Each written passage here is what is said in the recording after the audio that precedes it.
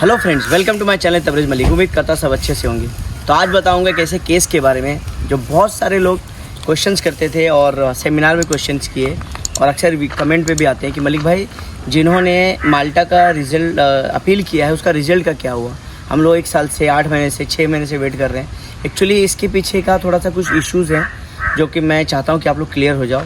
और मैं आपके 2 केस ऐसे बताऊँगा जिसमें मैं खुद शॉक हो गया कि गवर्नमेंट ऐसा रिज़ल्ट कैसे दे सकती है। लेकिन कहते हैं दोस्तों कि जहाँ तक हमारा ताकत है, जहाँ तक हमारी पहुँच है या जो हम कर सकते हैं उसके बाद हम रुक जाते हैं, उसके बाद कुछ कर नहीं सकते। कि जैसा कि अपील का 2 रिज़ल्ट आया है, मैं आपको दिखाना चाहूँगा दोस्तों ऐसा रिज़ल्ट जो कि मैं खुद शॉक था। पहला रिज़ल्ट के बारे में बात करता हूँ। ये दोनों रिज़ल्ट सेम टाइम पे मैंने अपील किया था। ये बात है फरवरी 2022 की, जब मैंने अपील किया था। अपील में इसके रिज़ल्ट को क्या माना जाता है पता है? जज कहता है कि तुम्हारी उम्र इतनी कम थी, तुम्हारा फ्रेश पासपोर्ट है। जज ये कहता है इस अपील में कि तुम्हारा फ्रेश पासपोर्ट है और फ्रेश पासपोर्ट हमने ये देखा है कि अब तुमको किसी और कंट्री का वीज़ा नहीं लगा और तुम यूएई के अंदर सिर्फ 8 महीना आए हुए और तुमने अप्लाई किया है। सबसे पहले जजमेंट देने के पहले मुझे लगता है, देखो जज होता है, मैं उसके ख़िलाफ़ तो नहीं जा सकता, लेकिन मुझे लगता है जज साहब को भी चेक करना चाहिए जजमेंट देने के पहले थोड़ा सा कि उस लड़की की उम्र क्या है।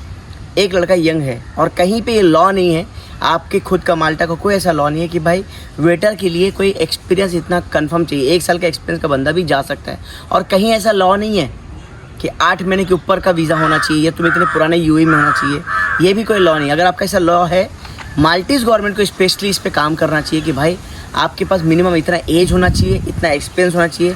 क्योंकि अपील इस तरह का रिजेक्ट करोगे तो बंदा डिमोटिवेट हो जाएगा कि 1 साल का 100% कॉन्फिडेंस में था कि उसको ज़रूर मतलब रिजल्ट पॉजिटिव आएगा, लेकिन नेगेटिव में वो बंदा दब के बोला मलिक भाई मेरी उम्र ही 21 साल है और जजमेंट मुझे इस तरह से आ रहा है कि भाई आपकी उम्र कम थी या फिर आपका पासपोर्ट नहीं आया था, आप ट्रेवल नहीं किया। ऐसा कोई लॉ नहीं था, लेकिन जजमेंट इस तरह से क्यों आया मुझे नहीं मालूम।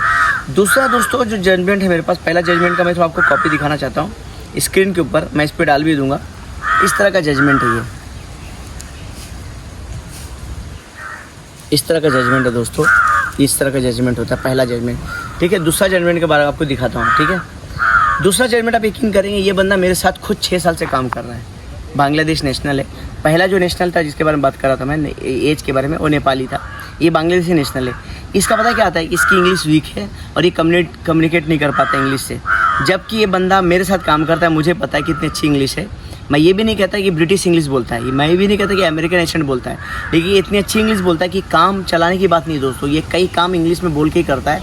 क्योंकि 6 साल से मेरे डिपार्टमेंट में काम करता है और सारे अरबिक के साथ काम करता है और अरबिक के अलावा उसको इंग्लिश भी आती है दोस्तों। ये मैं आपको उसका अपील का लेटर दिखाना चाहता हूँ। पहले इसमें भी जज साहब को जजमेंट देने के पहले एक बार खुद की टीम को उसको कॉल करके कंफर्म करके बात करना चाहिए था। आप एक लड़की, मैं सच बोल रहा हूँ दोस्तों, यहाँ पे मैं किसी गवर्नमेंट के ख़िलाफ़ नहीं हूँ, जो लेकिन एम्बेसी में जो लड़की बैठती है, लोगों ने मेरे को कंप्लेंट किया है कि उसको खुद इंग्लिश का इशू है। मैं खुल के बोल रहा है बात, उसको खुद इंग्लिश का इशू है। वो 2 मिनट किसी से बात करती है, किसी से 20 मिनट बात करती है, 20 मिनट बाद बंदे को भी रिजेक्ट करती है और 2 मिनट बंदे को भी रिजेक्ट करती है। उसे खुद नहीं पता कि माल्टा है कहाँ पे, वो माल्टीज़ है कौन है मुझे नहीं पता, लेकिन एम्बेसी के अंदर जो बैठी उसको भी इंग्लिश में इतना कमजोरी है, तो दूसरे की इंग्लिश गलती कैसे निकालते हो? अब होता है ना दोस्तों, हम कितने लेवल तक जा सकते हैं? हम तो अपील कर सकते हैं, अपील किया तो ये हुआ। अब जो लोग अपील का वेट कर रहे हैं, मैं देखो अब अपील पे इतना जोर नहीं देता लोगों को, मैं सीधा बोलता अपील मत करो, कोई फ़ायदा नहीं है। सच बोलता दोस्तों, क्योंकि उनको ना कागज़ पेपर फटाफट क्लियर करना है।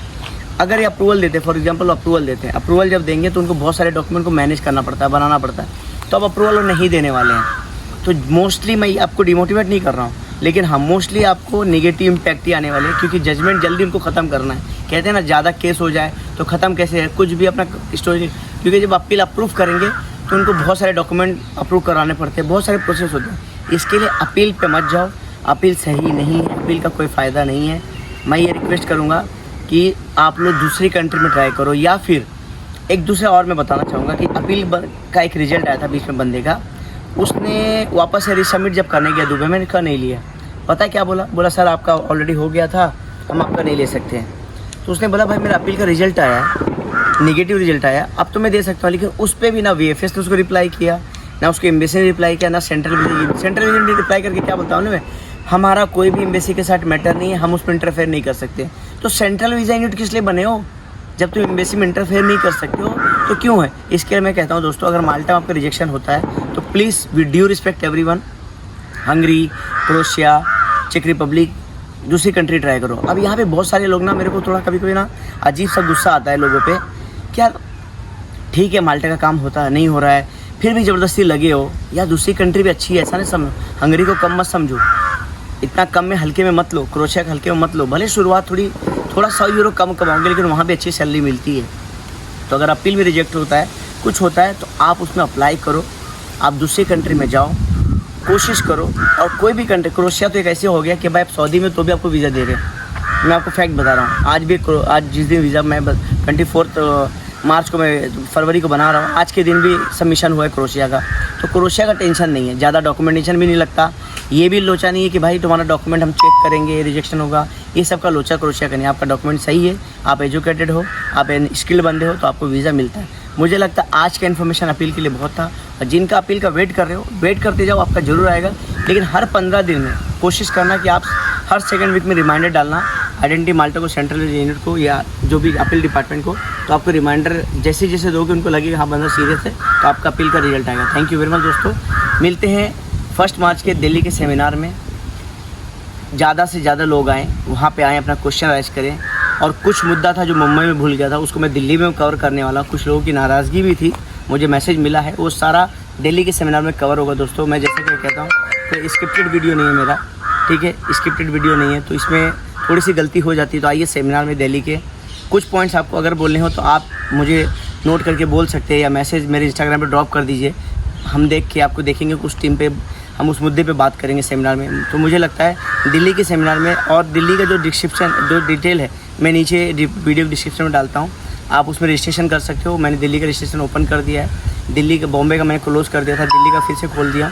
आप दिल्ली में आइए, क्योंकि मैं दिल्ली में ऑडिटोरियम का जगह थोड़ा सा बड़ा कर दिया हूँ, इसके लिए मैंने और खोल दिया, क्योंकि मुझे ऐसा लगता है क्राउड बढ़ जाएगा। जैसे मुंबई में हमें उम्मीद नहीं थी, क्राउड बढ़ गया था, तो सबसे हमने इसमें थोड़ा जगह बढ़ा रहे हैं हम लोग। आप उसमें आइए, आप रजिस्टर कीजिए, और जो भी चीज़ है। लेकिन एक रिक्वेस्ट करूँगा कि प्लीज़ आप सब लोग कोशिश कीजिए कि 2 बजे के पहले पे आइए। 2 बजे आएंगे तो टाइम लगता है एंट्री करने में, तो पहले फिर सारे मुद्दे हम लोग भूल जाते हैं वहाँ पे।